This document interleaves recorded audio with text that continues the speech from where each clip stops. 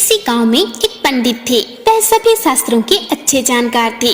वह सब कुछ जानते थे, लेकिन इतने ज्ञानी होने के बावजूद भी वो गरीब थे। उसके पास घर नहीं था। वह अपना भोजन भी बड़ी कठिनाइयों से प्राप्त करते थे। यहाँ तक कि उसके पास पहनने को अच्छे कपड़े भी नहीं थे। उनके कपड़े भी फट चुके थे। पंडित जी अपने भोजन के लिए भीख मांगते थे। वह घर घर जाकर भीख मांगते, कृपया मुझे भोजन दे दीजिए। उसके पुराने फटे कपड़ों को देखकर कई लोग सोचते थे कि वह पागल है, इसलिए उन्हें देखकर दरवाजा बंद कर दिया करते थे। कई बार तो ऐसा होता था कि उन्हें भिक्षा न मिल पाने के कारण वह कई दिनों तक खाना नहीं खा पाते थे। एक दिन उनके फटे पुराने कपड़े देखकर एक व्यक्ति को दया आ गई। उसने सबसे पहले तो उन्हें खाना खिलाया, फिर उस व्यक्ति ने उन्हें नए कपड़े दिए। दूसरे दिन उन नए कपड़ों को पहनकर वह पहले की तरह ही भीख मांगने गए। कल एक घर से जहां उन्हें भगा दिया गया था और दरवाजा बंद कर दिया गया था, उस घर के गृह स्वामी ने कहा, पंडित जी प्रणाम, कृपया अंदर आइए, कृपया हमारे घर में भोजन करें। इस प्रकार बड़े आदर के साथ वह पंडित को भोजन के लिए अंदर ले गया। पंडित जी खाना खाने के लिए बैठ गए। विभिन्न प्रकार के पकवान, मीठे भोजन और मीठे पदार्थ खाने के लिए परोसे गए।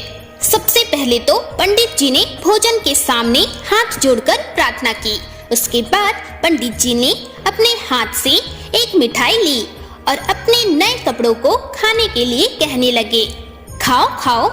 यह देखकर सभी घर वाले हैरान रह गए। वह समझ नहीं पा रहे थे कि पंडित जी ऐसा क्यों कर रहे हैं।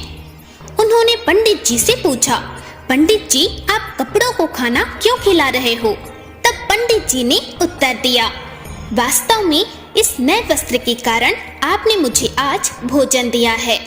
कल जब मैं आपके घर आया था तब आपने ही इस घर के दरवाजे मेरे लिए बंद कर दिए थे और आज मेरे कपड़ों की वजह से आपने मुझे भोजन के लिए आमंत्रित किया है।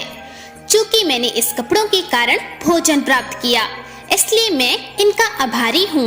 इसी वजह से मैं इन्हें खाना खिला रहा हूँ। इतना सुनते ही घर वाले शर्मिंदा हो गए और अपनी गलती की क्षमा मांगने लगे।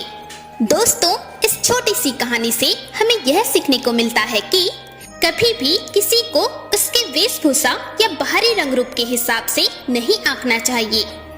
हो सकता है कि जो व्यक्ति दिखने में अच्छा लग रहा है उसके अंदर कई अवगुण हो, और जो दिखने में अच्छा ना लग रहा हो वो कई गुणों से समृद्ध हो।